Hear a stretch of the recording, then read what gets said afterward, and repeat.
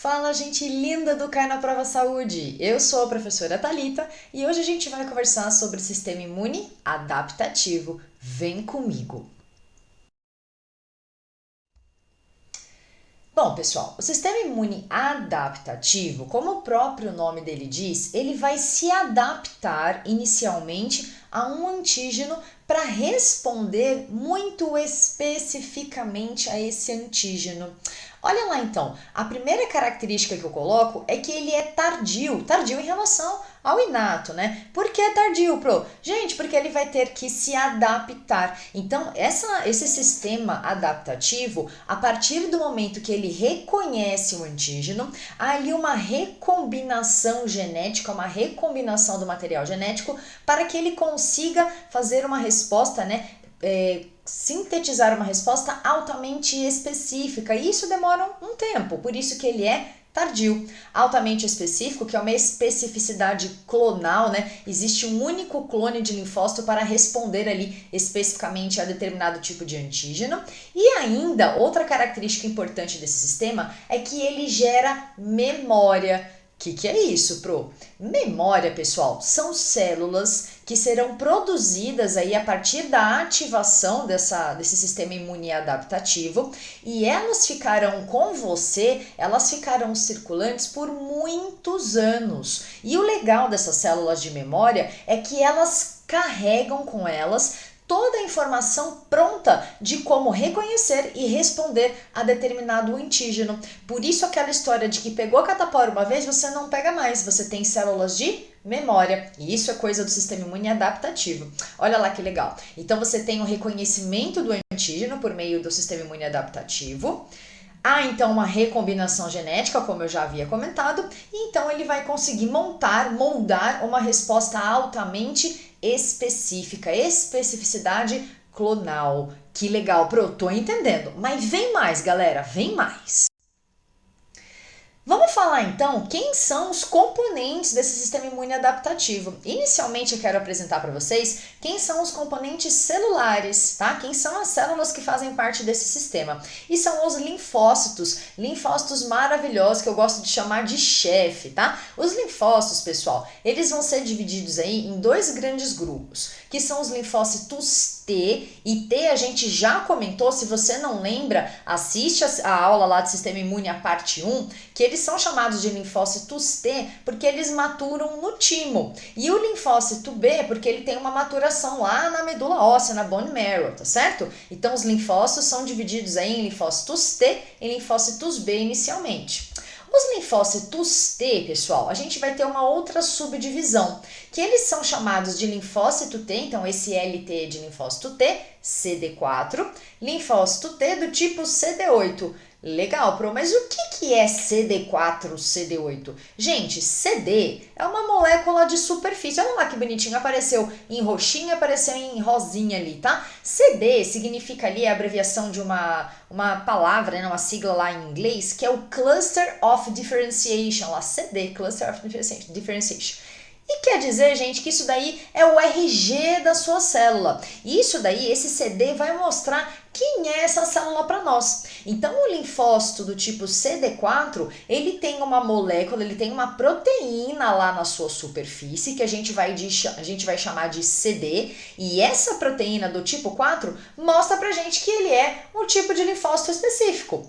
Já o linfócito CD8, ele tem outra molécula diferente lá, uma proteína diferente na membrana lá da sua célula, na sua superfície, que é do tipo CD8, uma proteína do tipo CD8, e vai mostrar pra gente que ele é um linfócito daquele tipo. Então, CD é uma proteína, né? Os CD, esses clusters, são proteínas que ficam na membrana das células, e eu não estou falando só de células do sistema imune, tá? Todas as células do nosso corpo têm CDs específicos, CDs diferentes, que são o RG, que são a identidade, que vai mostrar quem é aquela célula para nós. Nossa, Pro, que curioso, gostei bastante. Mas vem conhecer mais, vem mais. Olha lá, então circulando lá quem são os CDs.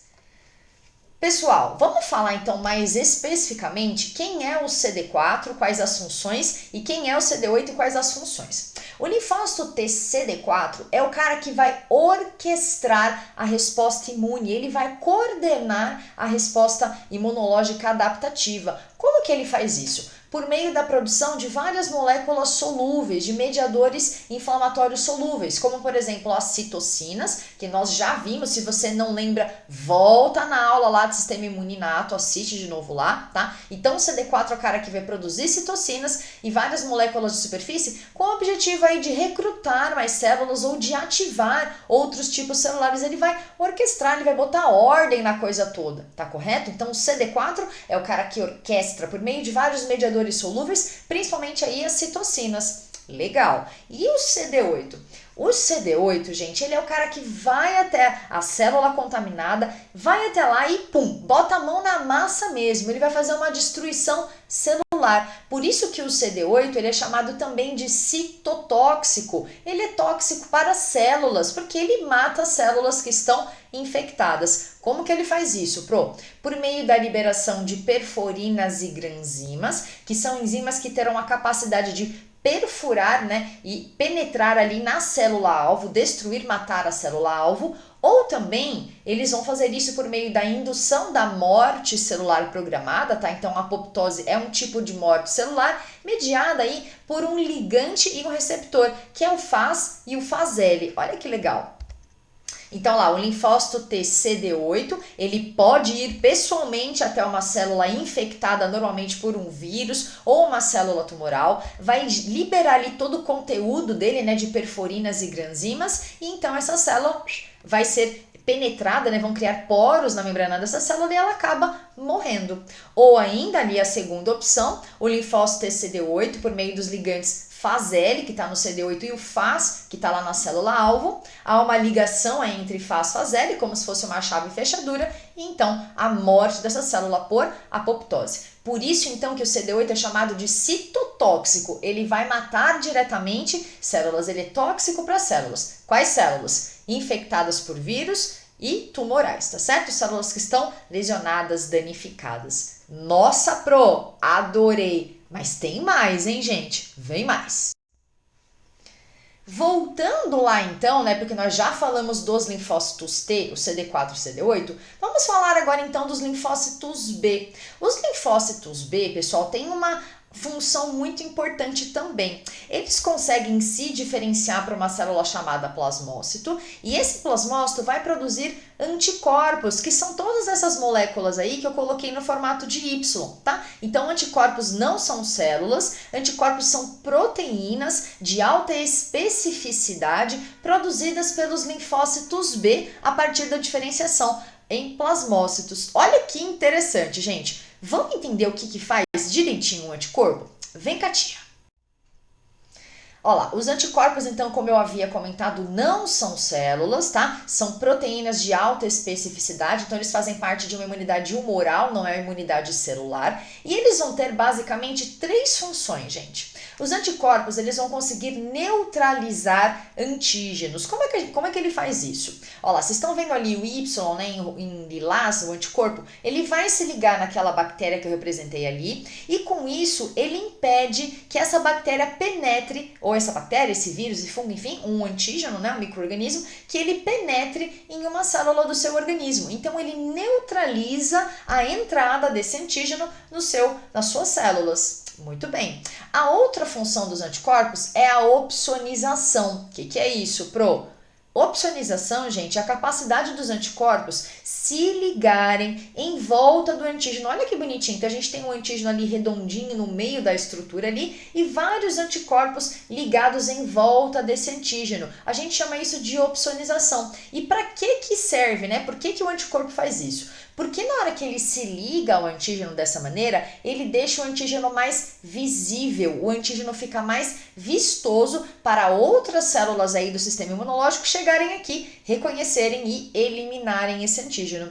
E por último, e não menos importante, o anticorpo ainda consegue ativar o sistema complemento. Não lembra quem é complemento? Volta lá na aula de sistema imune inato, gente. Assiste lá e volta aqui, tá? Então, os anticorpos têm a capacidade de ativar proteínas lá do sistema complemento que vão se ativando na forma de cascata e com isso vão ter amplificação da resposta imune. Olha que legal, então anticorpos fazem neutralização, opsonização e ativação do complemento. Ai, Pro, adorei. Tem mais? Tem mais, galera. Vem comigo. Pro, muito bem. Eu já entendi que o sistema imune adaptativo precisa ter o contato prévio com o antígeno. Ele precisa reconhecer inicialmente o antígeno para que ele consiga se moldar especificamente para responder a ele. Mas, Pro, o que não ficou legal para mim? Como é que acontece esse reconhecimento por meio do sistema imune adaptativo? Vamos entender, gente? Vem cá, tia. Não perde essa. Vem comigo. Existe, pessoal, um link entre sistema imune inato e sistema imune adaptativo. As células do sistema imune adaptativo vão reconhecer o antígeno por meio da apresentação desse antígeno lá por células do sistema imune inato e também tem uma célula do sistema imune adaptativo que consegue fazer isso. Então, o sistema imune adaptativo precisa aí de um link com o sistema imune inato para que ele reconheça o antígeno, tá? Que a gente vai chamar de apresentação do antígeno. Então, algumas células do sistema imune inato, que são o macrófago e a célula dendrítica, mas também o linfócito B, que é adaptativo, são as 3 células capazes de apresentar o antígeno para o linfócito TCD4. Elas são chamadas, elas são muito especialistas na apresentação do antígeno, elas são chamadas de células apresentadoras de antígeno ou então APCs, que é a abreviatura. Mas como é que isso acontece, Pro? Olha que interessante, gente. Essas células apresentadoras de antígeno, olha lá que bonitinhas, elas inicialmente fagocitam esse antígeno, tá? Então, o antígeno que está dentro dessa célula, ele está dentro de uma vesícula. Olha que bonitinho que eu desenhei ali, né? Que a gente chamou de fagolisossomo. Pro, não lembro quem é o fagolisossomo. Volta na aula sistema imune inato, tá certo? Fagolisossomo, então esse antígeno está dentro de uma vesícula, né? Não está no citoplasma, está dentro de uma vesícula, fagolisossomo.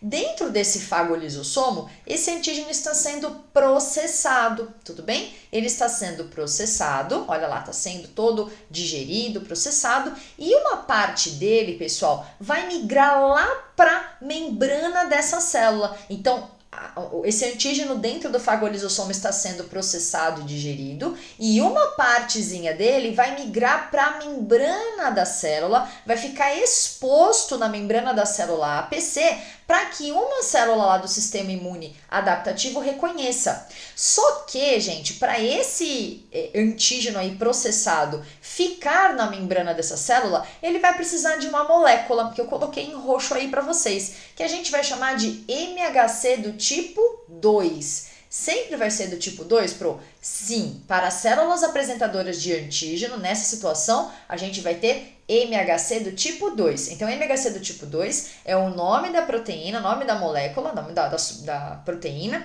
que vai carregar, né, que vai se grudar ao antígeno processado e expressar ele na membrana dela. Com isso, e somente por meio do MHC do tipo 2, o linfócito TCD4, só o CD4, Pro? Só o CD4. O linfócito TCD4, ele consegue, então, reconhecer esse antígeno. Então, mais uma vez, para as células apresentadoras de antígeno apresentarem o antígeno, elas têm que processar esse antígeno e expressar em seguida ele na membrana da célula. Mas elas só conseguem fazer isso por meio de uma proteína chamada MHC do tipo 2. Após a expressão do MHC do tipo 2 mais o antígeno processado lá na membrana, o linfócito TCD4 e só o CD4 nessa situação se encosta ali, então há o reconhecimento do antígeno e a ativação dessa célula TCD4. Legal, Pro, mas são então só as células APCs que conseguem apresentar o antígeno? Não, vem um pouquinho mais, gente. Outros tipos celulares também conseguem fazer a apresentação do antígeno. Quem são essas células? São quaisquer células nucleadas. Então, outras células do seu corpo nucleadas, ela precisa ter núcleo, tá? conseguem apresentar o antígeno, mas antígeno que está citoplasmático. Se vocês observarem essa imagem, esses antígenos que eu coloquei aí, representados pelo asterisco, eles não estão dentro de vesícula, eles não foram fagocitados, tá? Essa célula foi invadida, tudo bem? Geralmente isso acontece aí por vírus. O vírus invade a célula e fica lá no seu citoplasma. Qualquer célula nucleada consegue apresentar aí uma infecção viral, tudo bem? Porque qualquer célula está passível por uma invasão viral. Olha lá o que vai acontecer. Então, esse antígeno que está no citoplasma também está sendo processado e ele vai migrar lá para a membrana da célula, como aconteceu na situação anterior. Porém, esse antígeno processado só consegue ficar na membrana dessa célula por meio de uma molécula chamada MHC. E nessa situação agora aqui, MHC do tipo 1. Tem que ser do tipo 1, Pro? Tem que ser do tipo 1. Tipo 2, só nas células APC, tudo bem? MHC do tipo 1 e então o linfócito agora do tipo CD8. Só o CD8, Pro? Só o CD8, galera. Então, linfócito CD8 reconhece MHC do tipo 1, tá certo? E aí o que vai acontecer é a ativação da célula CD8 e então citotoxicidade mediada por ela, da maneira como nós já vimos, por meio de granzimas e perforinas ou ainda a atividade ali apoptótica mediada por FAS e FASL. Pessoal, espero que vocês tenham entendido o sistema imune adaptativo. Se esse conteúdo te ajudou, não deixa de dar um like nesse vídeo e seguir a gente lá no Cai na Prova Saúde. Um beijo grande e até a próxima!